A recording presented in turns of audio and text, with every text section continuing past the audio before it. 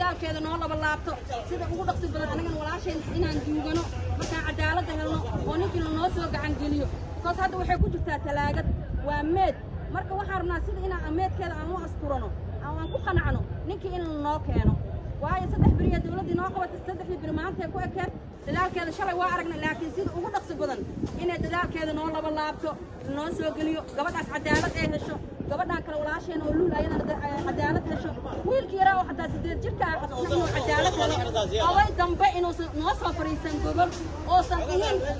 waxba dhexdhexaadinaya iyo maxaadoodaye mag baan bixinaya mag dambe wax la dhahayo ma rabno cadaalad aan rabnaa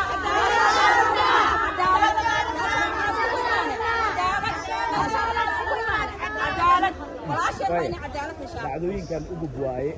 ragga Soomaaliyeed iyo dumarka Soomaaliyeed labaduba dhibaato ku tahay siiba dumarka ugu xanuun badan sidee dhacdadan u dareemaysaa midinka wallahi aniga marka bulsho ahaanteed maanta gabar madax banaan baa ahay mustaqbal iyo future-na waa rabe laakiin inaan been ku sheegan sida ay dhacdooyinkan u soo yeereen mustaqbal wax la dhahay dhan waa ka niijabe kii aan shukaasinayo xataa qadka iigu jira xataa waa iska kansare because wadna uma haaye qalbi uma haaye luul wixii ku dhacana waa igu dhacaa gabadhi kale qoryoole wixii ku dhacana waa igu dhacaa waxaa la dhahaa usha walaalka ku dhacda adna dumarkeeda ku soo martay niyad uma haaye min Soomaaliya dambe ma aaminaay haddoo sheekh iyo xataa ma aaminaay